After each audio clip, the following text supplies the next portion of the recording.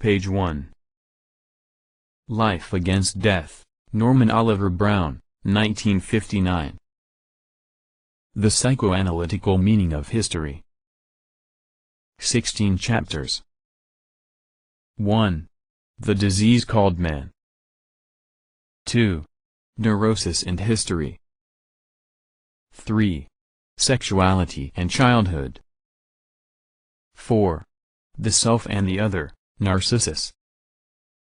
5. Art and Eros. 6. Language and Eros. 7. Instinctual Dualism and Instinctual Dialectics. 8.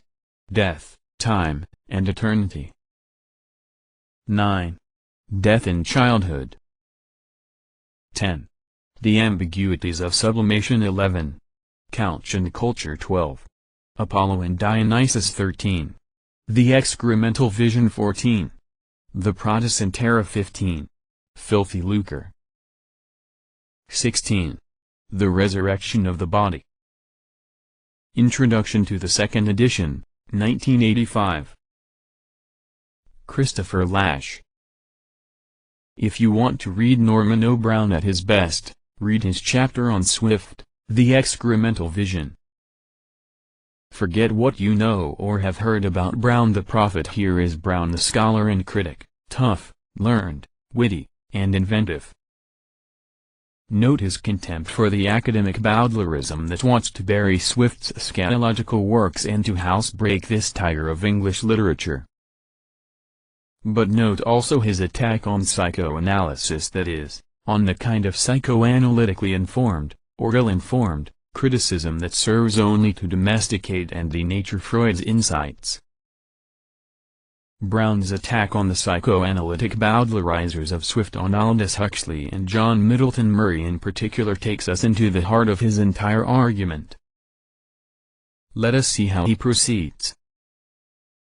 He praises Huxley and Murray for calling attention to Swift's hatred of the bowels, as Huxley called it. But he deplores their inability to see that Swift was on the track of something important, not just rattling on about some unfortunate obsession of his own. Murray and Huxley see scatological themes in Swift only as a symptom of impending mental breakdown. Instead of following the track of Swift's imagery, they adopt an attitude of moral superiority. Thus Murray calls on psychoanalysis, not in order to underscore the importance of Swift's interest in anality, but in order to disparage it and to subject Swift himself to clinical investigation. Murray's biography of Swift, Brown writes, is a case study in perverted argumentation. The texts of the noxious compositions and the fourth part of Gulliver are crudely distorted, so as to transform Swift's misanthropy into misogyny. Then the entire Excremental Vision can be explained away as an attempt to justify his genital failure, with Varina, Vanessa, and Stella, by indicting the filthiness of the female sex.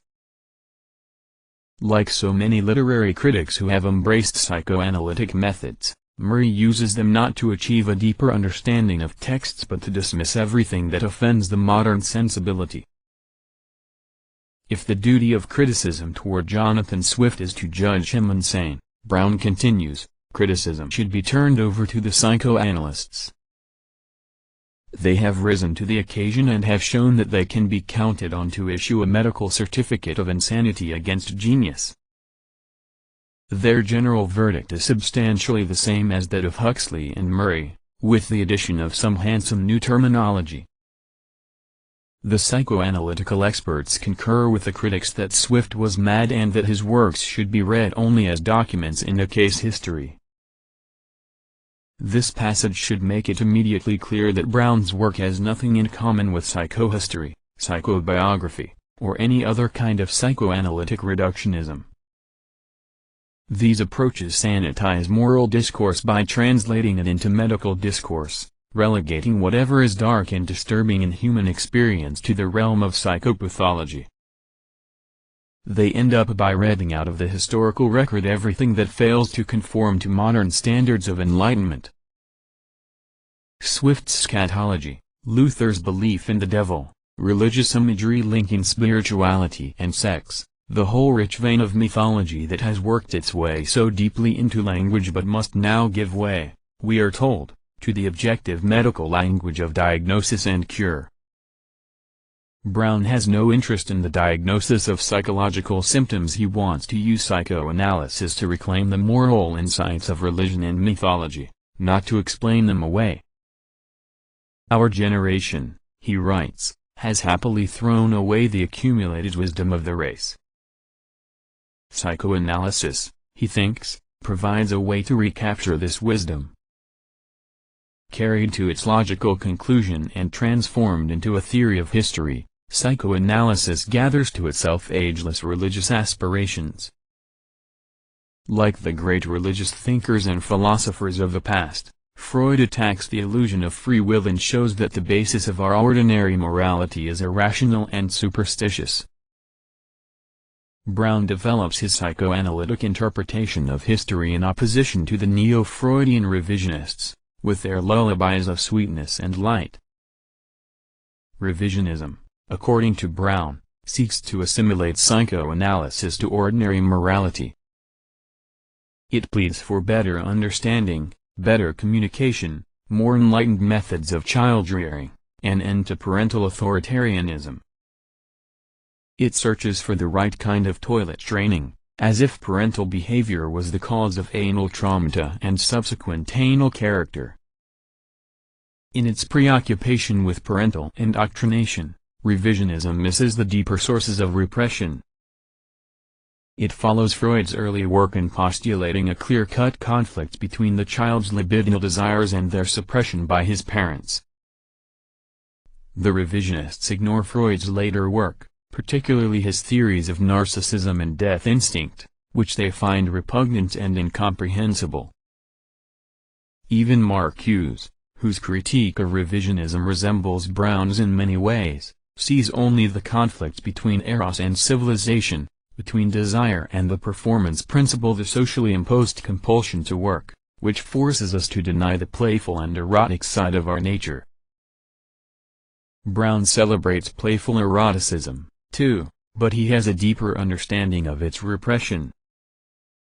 He insists that psychic suffering originates, not in the social demands imposed on the psyche from without, but in an internal conflict and the need to deny the painful knowledge of dependence and separation, which intrudes on the primal experience of oneness with the world. The oceanic feeling of oneness, as Freud called it, makes no distinction between the self and the surrounding world. The discovery of this distinction also entails the discovery of the ego's dependence on sources of gratification outside itself, the intolerable discovery of limits. Brown builds on Freud's theory of a nirvana principle that longs for equilibrium and thus goes beyond the pleasure principle. He sees that Freud's theory of primary narcissism and the so-called death instinct, which seeks to re-establish the undifferentiated equilibrium of the womb, forces a reconsideration of the earlier libidinal theory, still rooted in 19th century liberalism, according to which the demands of social life force individuals to sacrifice personal gratification. Freud's early scheme, Brown argues, represents a psychological version of social contract theory. Freud's later hypothesis, on the other hand, addresses the existential sources of human unhappiness, not merely the well-known conflict between the individual and society. Not only does Freud's early theory assume that what is repressed is simply eros, or play, it also assumes that repression comes from the outside, from the threatening father in the castration complex, from the toilet-training parents in the analogous anal trauma. But the tendency of Freud's later theory is toward a conception of repression as essentially self-repression, the inevitable result of the anxiety and instinctual ambivalence inside the child himself. Because the child loves his mother and depends on her for his very existence, he experiences her absence as death. It is the longing for reunion that underlies the Oedipal complex, in which the child attempts to resolve the contradiction between the subjective dream of loving union with the world and the objective fact of dependence.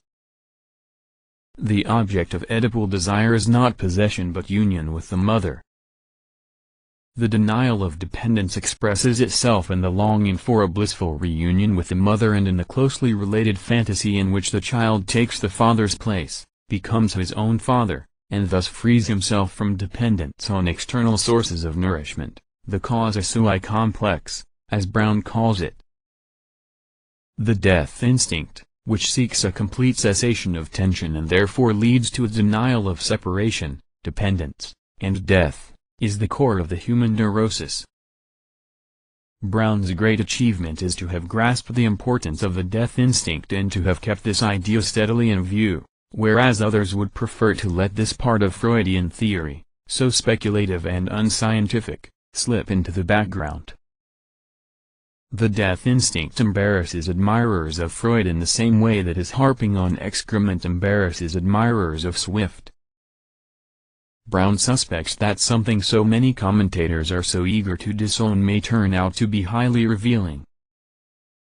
He is a better Freudian in this respect than most of Freud's followers, who dismiss the death instinct as a dangerous doctrine, as Otto Fenichel once argued, which can lead to a total elimination of the social factor from the etiology of neuroses.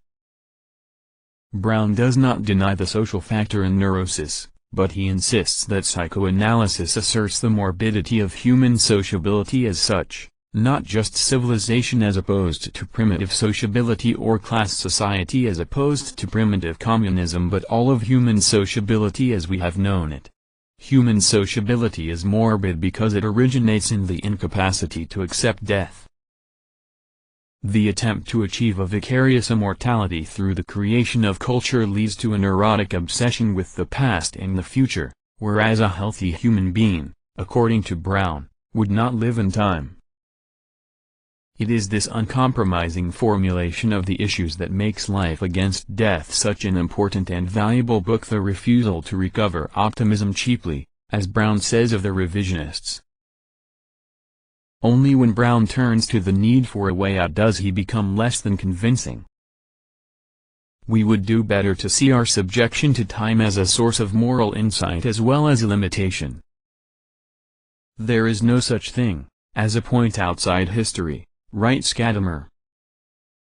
But that does not mean that time should be regarded only as a prison. Temporal distance is not something that must be overcome.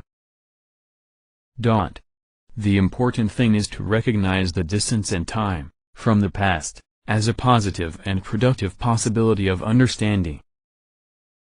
It is not a yawning abyss, but is filled with the continuity of custom and tradition, in the light of which all that is handed down presents itself to us.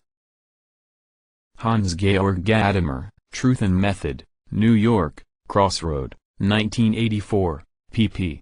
2645, 338.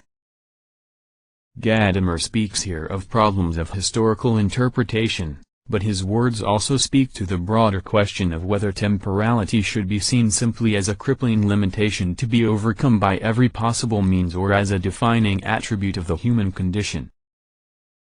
The scientific mind attempts to overcome it by formulating timeless laws, the mystical mind by achieving a state of consciousness indifferent to the passage of the hours or of the threat of death. Science and mysticism share an unsuspected affinity, a hatred of limits. Brown's own reading of Freud ought to make us distrustful of this whole attempt to find a way out, to overcome temporality, and to conceive of a timeless equilibrium as the life appropriate to our species.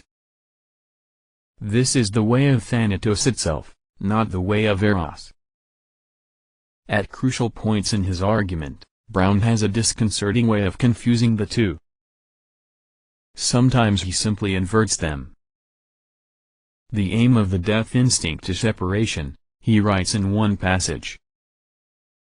In Love's Body, he elaborates on this idea. Eros is the instinct that makes for union, or unification, and Thanatos, the death instinct, is the instinct that makes for separation, or division. 3.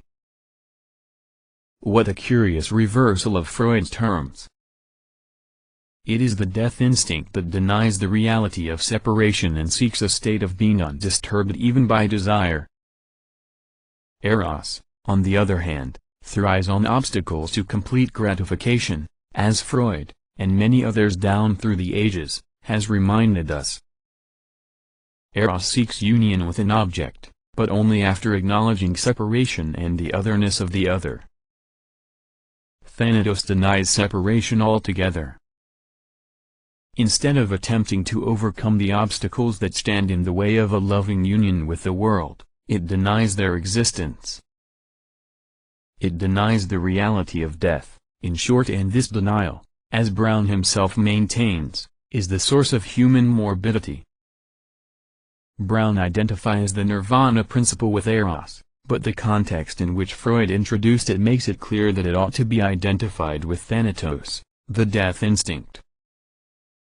The concept of a death instinct, of course, confuses matters in its own right. Here is where we need to go beyond Freud. Brown's understanding of what it means to go beyond Freud is quite different from this. Really, to go beyond Freud means to go beyond the reality principle. Psychoanalysis betrays its indebtedness to the Cartesian worldview, according to Brown, by accepting the distinction between the inner and outer world, reality and fantasy. Ibid, pp. 150, 153.